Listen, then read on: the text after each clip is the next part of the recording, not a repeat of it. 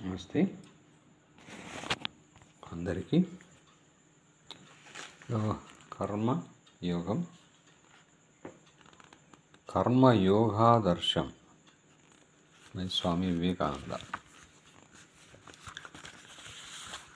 వేరు మార్గాల్లో ఒకే గమ్యాన్ని చేరగలమనేది వేదాంత మతంలోని మహోదాత్తాశయం. కర్మ, భక్తి, యోగం, జ్ఞానం అని వీటిని నేను స్థూలంగా 4 అని నిర్దేశించాను. అయినా ఈ విభజన పరిపూర్ణం కాదు. ఈ 4 యోగాలు పరస్పర సంబంధం లేనివి కావు అని గుర్తుంచుకోండి. ఒక యోగం మరో యోగంలో కలిసిపోతుంది, కానీ ఎందులో ఏది ప్రధానంగా ఉందో దానికి ఆ పేరు పెడతారు. కర్మయోగానికి తప్ప ఇతర యోగాలకు కేవలం అసమర్థులైన వారు కొందరు, భక్తి యోగం మినహా ఇతర యోగాలపై అవగాహన లేని వారు కొందరు, జ్ఞానాన్య విహీనులైన వారు కొందరు ఉన్నారని కాదు. ఎవరిలో ఏ పథం ప్రధానంగా ఉందో దాన్నే అనుసరించి ఈ విభాగాలు ఏర్పడబడ్డాయి. చివరికి ఇవి అన్నీ ఒక గమ్యాన్నే పొందుతాయని, దానిలోనే ఐక్యమవుతాయని మనం గ్రహించాం. సర్వమతాలు, అన్ని కర్మోపాసనలు మనలను ఒక్క గమ్యానికే తీసుకువెళ్తున్నాయి. ఈ గమ్యాన్ని చూపడానికి నేను ఇదివరకే ప్రయత్నించాను. నేను గ్రహించిన రీతిలో మోక్షమే ఆ గమ్యం. నిర్జీవమైన జడమైన భౌతిక పరమాణు మొదలుకొని జీవలోకంలో మహోన్నత సత్త అయిన మానవాత్మ పర్యంతం, అణువు మొదలుకొని మానవుడి వరకు మన చుట్టూ మనకు కనిపించే సమస్తం మోక్షం వద్దకే దారి తీసుకొని పోతుంది. ప్రపంచమంతా నిజంగా విముక్తికై సాగే ఈ పోరాటపు ఫలితమే. సమస్త సంయోగాలలో ప్రతి అణువు స్వీయ మార్గంలో సంచరించడానికి ఇతర అణువుల నుండి విడివడ యత్నిస్తుంది, కానీ ఇతర అణువులు దానిని నిరోధిస్తున్నాయి. సూర్యమండలం నుండి భూమండలం తొలగిపోవడానికి యత్నిస్తుంది. ఇలాగే భూమండలం నుండి చంద్రమండలం ఎడంగా పోవడానికి ప్రయత్నిస్తుంది. ప్రతిదీ అనంతంలో సంలీనం అవ్వడానికి ప్రయత్నిస్తుంది. మనం ప్రపంచంలో చూసే ప్రతి విషయానికి విముక్తి కోసం జరిగే ఈ పోరాటమే ఆధారభూతమై ఉన్నది. దీని ప్రేరణ చేతనే యోగి ప్రార్థిస్తున్నాడు, దొంగిలిస్తున్నాడు. అవలంబించే కార్య విధానం సరైనది కాకపోతే ఆ కార్యాన్ని మనం పాపం అంటున్నాం. అది సక్రమమైతే, ఉత్తమ మార్గం అయితే ఆ కార్యాన్ని మనం పుణ్యం అంటున్నాం. కానీ స్వేచ్ఛ కోసం, బంధరహిత స్థితి కోసం జరిగే పోరాటమే దీనికి ప్రేరకమై ఉన్నది. బద్ధదశలో ఉన్నానని ఎరుక చేత బాధితుడై యోగి దానిని బాపుకొనడానికి భగవంతుణ్ణి ప్రార్థిస్తున్నాడు. తనకేవో కొన్ని వస్తువులు లేవనే తలపు దొంగను బాధించి ఆ లేమిని బాపుకోవడానికి, దాని నుండి విముక్తి పొందడానికి అతడు ప్రయత్నిస్తాడు. దానికే దొంగిలిస్తున్నాడు. చేతనాచేతన సమస్త ప్రకృతికి మోక్షమే ఏకైక గమ్యం. తెలిసినా తెలియకపోయినా సర్వం ఆ గమ్యం చేసే దారి చేసుకొని పోతుంది. యోగి వెతుకుతున్న విమోచనానికి, దొంగ వెతికే విమోచనానికి ఎంతో వ్యత్యాసం ఉంది. యోగికి ప్రియమైన విమోచనం అనిర్వచనీయ బ్రహ్మానంద ప్రదమవుతుంది. దొంగ కోరుకున్నదో అతగాడికి మరింత బంధాన్ని కల్పిస్తుంది. ప్రతి మతంలోనూ ఆవిష్కృతమై కనబడేది విముక్తి కోసం సాగే ఈ ప్రయాసే. క్షుద్ర శరీరాభిమానాన్ని విడనాడటమనే స్వార్థరాహిత్యానికి, సమస్త నీతికి ఇదే పట్టుకొమ్మ. ఎవరైనా పరహిత మొనరుస్తూ సత్కర్మలను నిర్వర్తిస్తుంటే నేను, నాది అనే సంకుచితావిధులకు లోబడి అతడుండలేకున్నాడని అర్థం. నిస్వార్థకు పరిమితి ఏదీ లేదు. సమస్త నీతి శాస్త్రాలు సంపూర్ణ స్వార్థ త్యాగమే పరమావధి అని బోధిస్తున్నాయి. కేవలం నిస్వార్థతను సాధిస్తాననుకోండి, అప్పుడు అతడేమవుతాడు?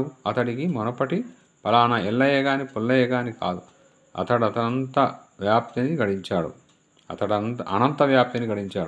మునపటి అల్ప వ్యక్తిత్వం శాశ్వతంగా నశించింది. అతడు అనంతుడైనాడు. ఈ అనంత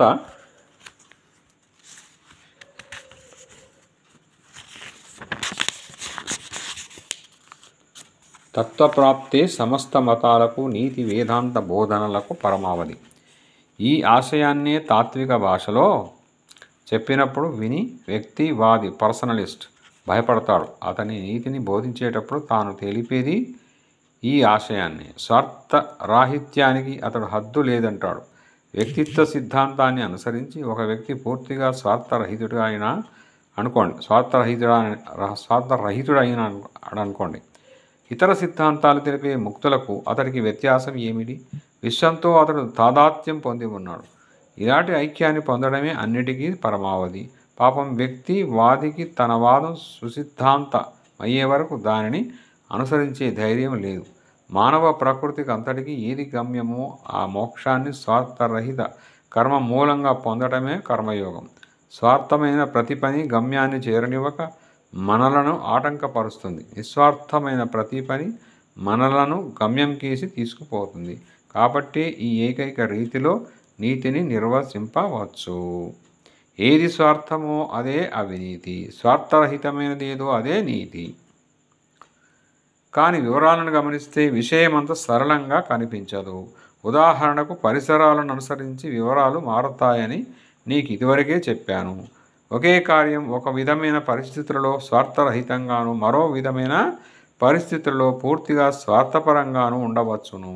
కాబట్టి సర్వసాధారణ నిర్వచనాన్ని మాత్రమే తెలుపుతూ వివరాలను విభిన్న దేశ కాల పరిస్థితులకు అనుగుణంగా నిర్ణయించుకోవడానికి వదిలివేయడం మనకు సాధ్యం. ఒక దేశంలో ఒక విధమైన ప్రవర్తన ధర్మ చోదితంగా పరిగణింపబడుతుండగా అదే మరో దేశంలో అధర్మయుక్తమని పరిగణింపబడుతుంది.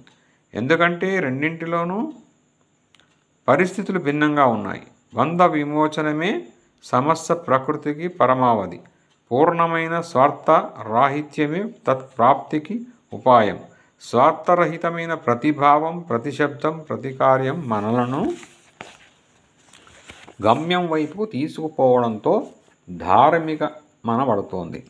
ఈ నిర్వచనమే సర్వ మతాలలోనూ నీతి వ్యవస్థలలోనూ చెల్లుతుంది. కొన్ని మతాలలో పరమోత్కృష్టంగా వారు పిలుచుకునే దైవమే నైతికతకు ఆధారం.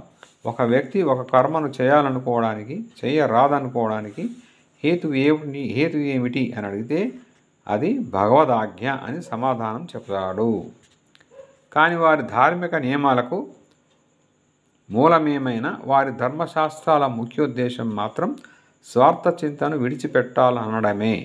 ధర్మాన్ని గూర్చి ఇలాంటి ఉత్తమ ఆశయం కలిగిన వారై ఉండి తమ అల్ప వ్యక్తిత్వాన్ని విడిచిపెట్టాలనగానే కొందరు భయపడతారు. పూర్తిగా స్వార్థరహితులు, స్వార్థ చింతనే విడిచిపెట్టిన వారు, స్వార్థంతో ఎలాంటి పని చెయ్యని వారు, తమ కోసం ఒక్క మాటను మాట్లాడని వారు, ఇలాంటి వారి స్థితిని గురించి పర్యాలోచించి వారిలో తాను అనేది ఎక్కడున్నో చెప్పమని వ్యక్తిత్వాన్ని పట్టుకొని ప్రాకులాడేవారిని మనం అడగవచ్చును. తామెంతవరకు స్వార్థార్థం ఆలోచిస్తారో, సంభాషిస్తారో, ప్రవర్తిస్తారో అంతవరకే ఆ తాను అనేది వారి వెనకలో ఉంటుంది. పరుల తలపే, ప్రపంచాన్ని గురించిన తలపే, అందరినీ గురించిన తలపే ఉన్న వారి వద్ద తాను అనేది ఎక్కడుంది? శాశ్వతంగా అంతరించింది. కాబట్టి స్వార్థరహిత సత్కర్మాచరణ మూలంగా మోక్షాన్ని పొందడానికి ఏర్పడ్డ నైతిక మత వ్యవస్థే కర్మయోగం. కర్మయోగి అయ్యే వ్యక్తి ఏ సిద్ధాంతాన్ని విశ్వసించనక్కర్లేదు.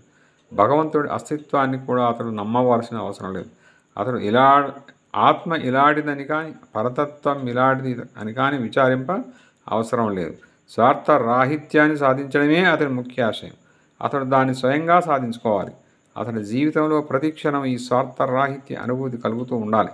ఎందుకంటే దేన్ని జ్ఞాని తన వివేకం చేత, దివ్య జ్ఞానం చేతో, భక్తుడు తన ప్రేమ చేత సాధింపచూస్తాడో దానినే ఎట్టి వాదాలను, సిద్ధాంతాలను అపేక్షింపక కర్మయోగి తన కార్యాచరణ చేతనే సాధించుకోవాల్సి ఉంటుంది.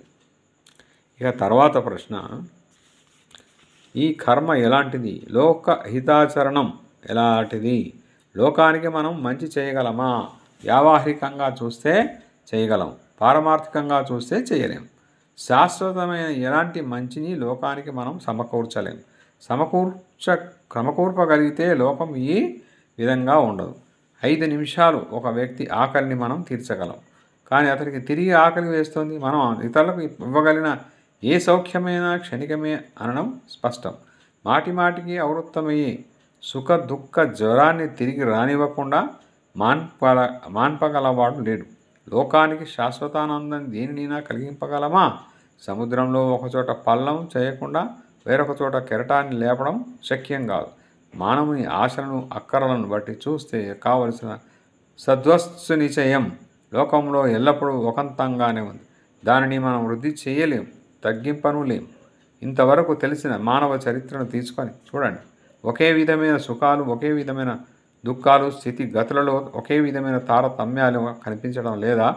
కొందరు ధనవంతులుగాను, కొందరు దరిద్రులుగాను, కొందరు అధికులుగాను, కొందరు అల్పులుగాను, కొందరు ఆరోగ్యవంతులుగాను, కొందరు అనారోగ్యవంతులుగాను లేరా?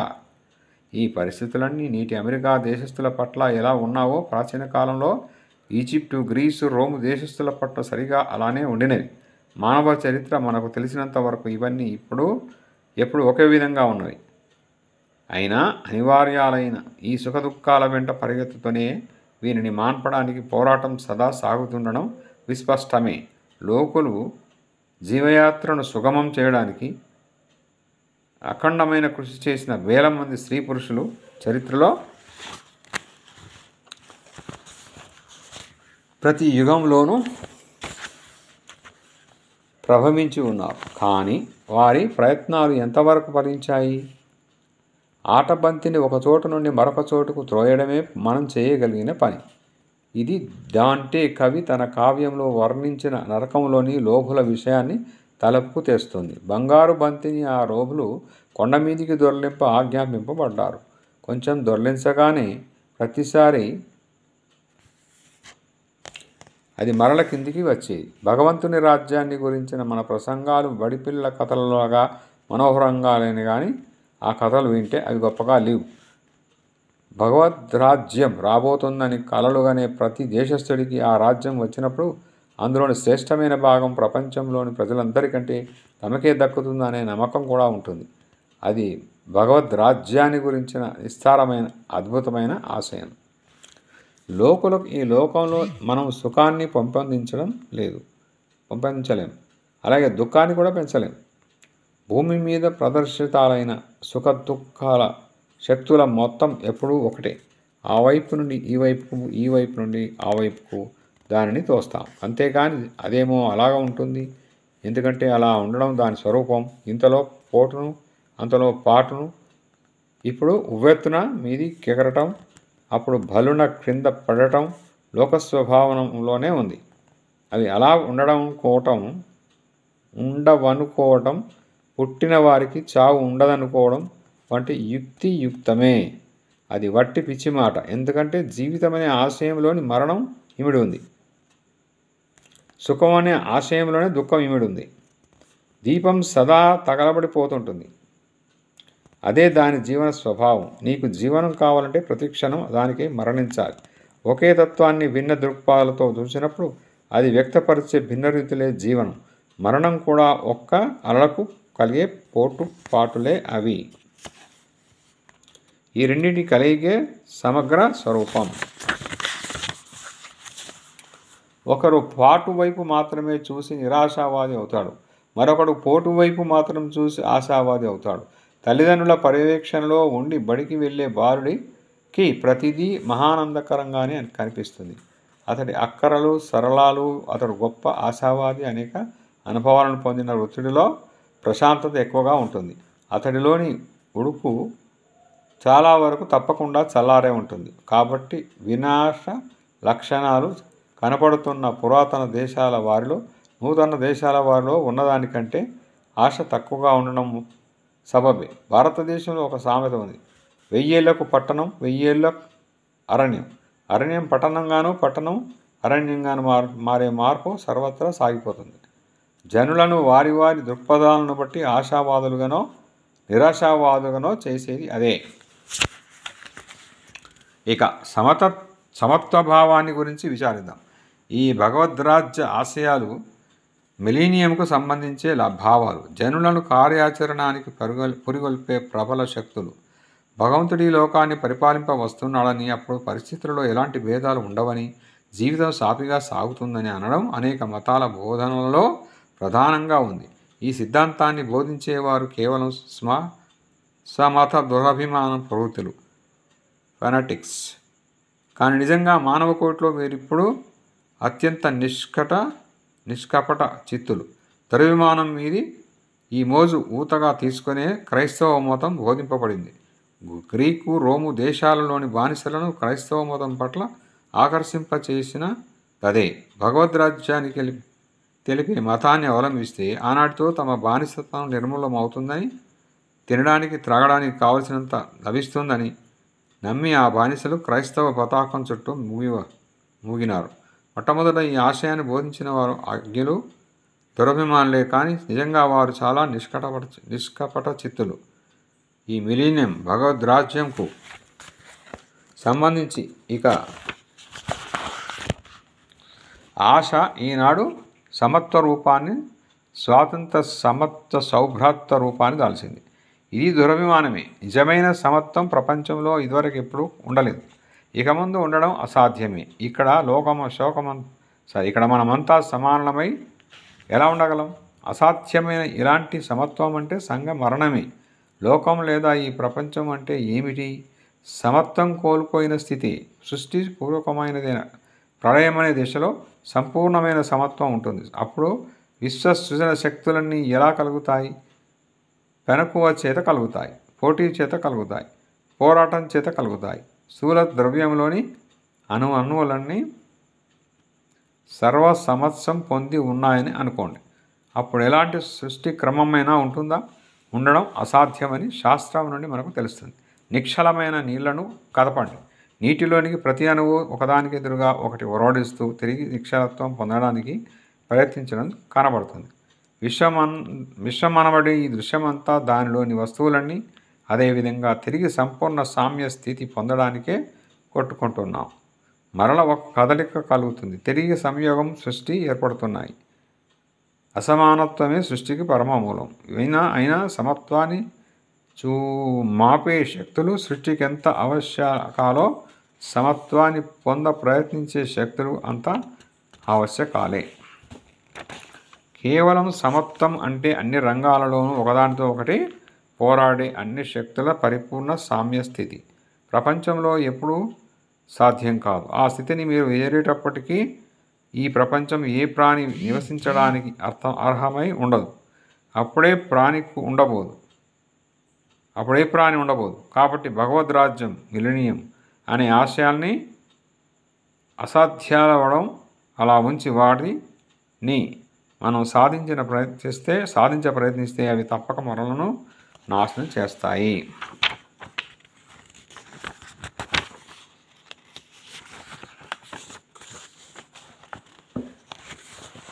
మానవుడికి వ్యత్యాసం ఎందులో ఉంది? అది విశేషంగా ధీశక్తిలో ఉన్నది.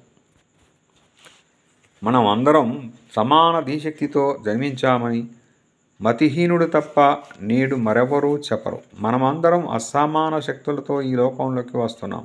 అధికులుగానో అల్పులుగానో జన్మిస్తున్నాం.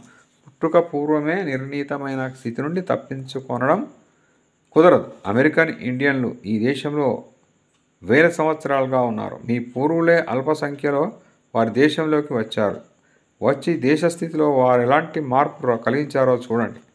అంతా సమానమైతే అమెరికన్ ఇండియన్లు ఎందుకు పట్టణాలకు నిర్మించలేకపోయారు? బహువిధాల దేశాన్ని ఎందుకు అభివృద్ధి చేయలేదు?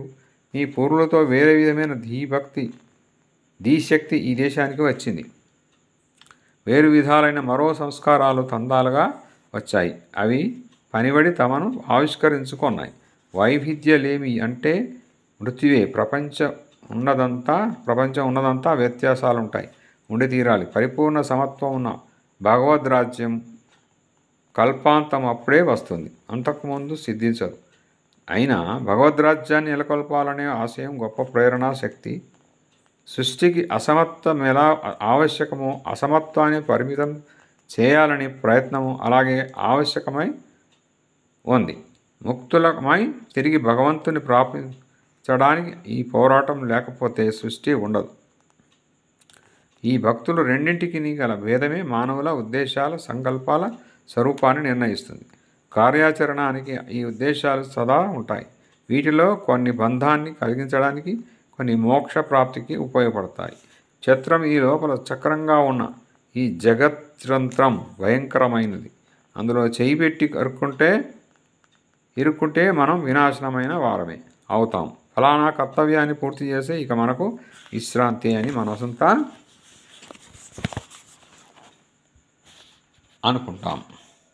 మనమంతా అనుకుంటాం.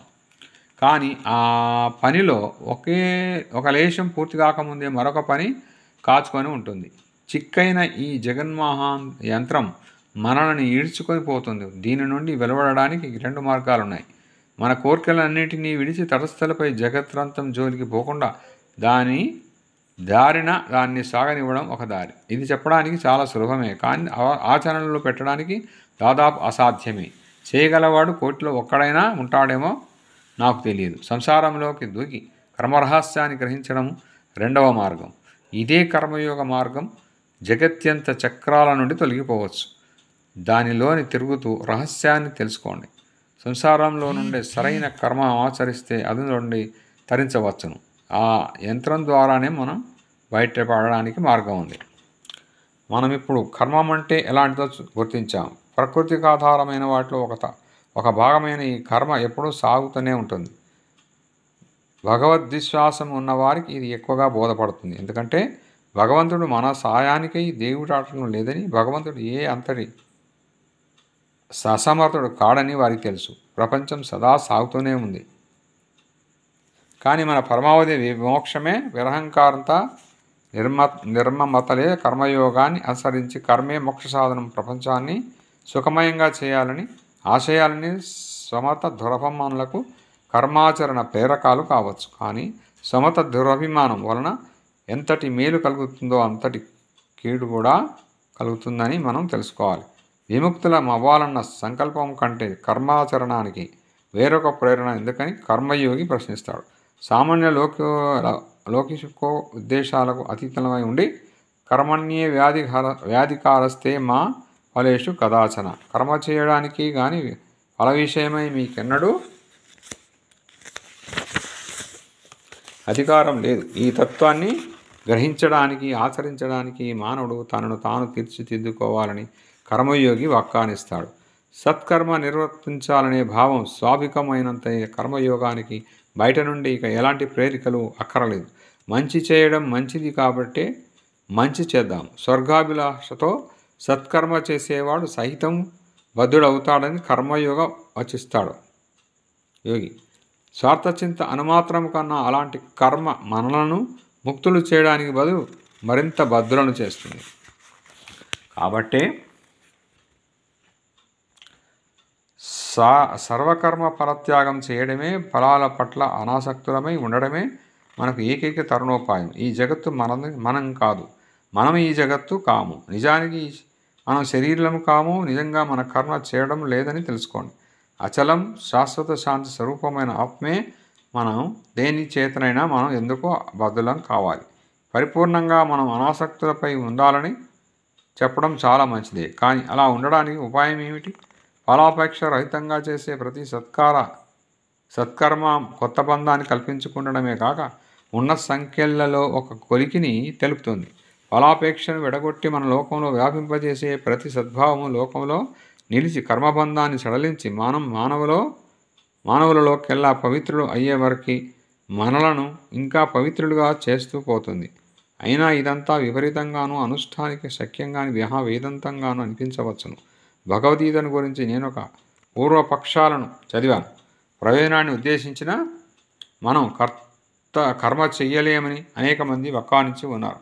మరలా చెప్పడానికి కారణం స్వమత దురభిమాన ప్రేరణ మూలంగా కాక మరో విధంగా స్వార్థరహిత కర్మ చేయబడటం వారే నాడు చూడకపోవడమే. కర్మయోగ బోధనలను నిజంగా అనుష్ఠించిన ఒక మహనీయుని గురించి కొన్ని మాటలు చెప్పి విరమిస్తాను. ఆయనే బుద్ధుడు. కర్మయోగాన్ని పూర్తిగా ఆచరణలో చూపించిన మహనీయుడు ఆయన ఒక్కడే. ప్రపంచంలో బుద్ధుడు తప్ప మిగిలిన ప్రవక్తలందరికీ తమ స్వార్థరహిత కర్మ చరణానికి పురికొల్పే బాహ్యాశలు ఉండినవి. బుద్ధుని విడిచిపెట్టి మిగిలిన ప్రవక్తలందరినీ 2 వర్గముల వారుగా విభజించవచ్చును. ఒక వర్గం వారు తాము భూమి మీదకు దిగివచ్చిన భగవంతుని అవతార మూర్తులమని పలుకగా, 2వ వర్గం వారు తాము కేవలం భగవంతుని దూతలమని చెప్పి ఉన్నారు. ఎలాంటి ఉన్నత పారమార్థిక భావలో మాట్లాడినా ఉభయపక్షాల వారు కర్మచరణానికి బాహ్యం నుండే ప్రేరణను పొందారు. బాహ్యలోకాల నుండి ఫలాలను ఆశించారు. కానీ బుద్ధుడు ఒకడే ఇలా ఒక్కానించిన మహాప్రవక్త. దేవుని గురించిన బహువిధాలైన మీ సిద్ధాంతాలతో నాకు పని లేదు. ఆత్మను గురించి రాద్ధాంతాల చర్చల వల్ల ప్రయోజనం ఏమిటి? సత్కర్మను చేస్తూ సజ్జనుడై ఉండండి. ఇదే మిమ్మల్ని సత్యానికి చేరువుగా తీసుకెళ్తుంది, మోక్షాన్ని ప్రసాదిస్తుంది. లౌకిక జీవనంలో బుద్ధుడికి స్వలాపోద్దేశం లేనేలేదు. అతని కంటే ఎక్కువగా శ్రమపడ్డ వారేరి? మానవ చరిత్రలో ఆయన ఎత్తుకు ఎదిగిన మరొక మహనీయుని చూపండి. అలాంటి మహోన్నత తత్వజ్ఞానాన్ని బోధించి అపార దయార్థ హృదయుడి జంతువులపై కూడా తన కరుణామృత దృష్టిని కురిపించిన సద్గుణ గరిష్ఠుడు తత్వజ్ఞ శిఖామణి బుధుడు.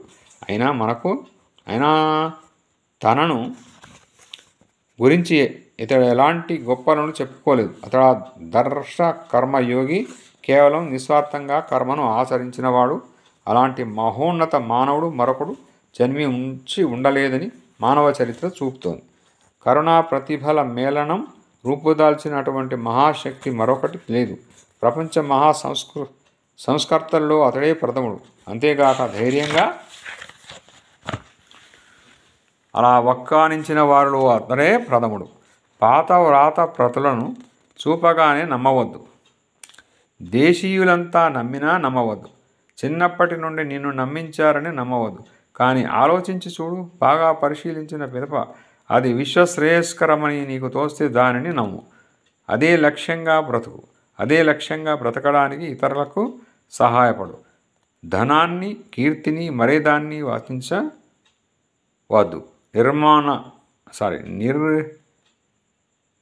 నిర్యాజక కర్మ పరాయణుడైన వాడే గొప్ప కర్మయోగి. మానవుడు అలా ఆచరిస్తే అతడు బుద్ధుడవుతాడు. ప్రపంచ పరివర్తన కలిగించే శక్తి అతడి నుండి వెలువడుతుంది. కర్మయోగానికతడే మహోన్నతాదర్శం. ఓం తత్సత్. శ్రీరామకృష్ణార్పణమస్తు. ఇక్కడికి మనం కర్మయోగం కంప్లీట్ చేశాం. ఇంతకుముందు రాజయోగం, జ్ఞానయోగం, భక్తి యోగం కూడా అయిపోయింది. ఇది 4వ యోగం. 4 యోగాలు ఈ స్వామి వివేకానంద ప్రకారం 4 రకాలు కంప్లీట్ చేశాం. Thank you viewers, thank you subscribers, thank you one and all.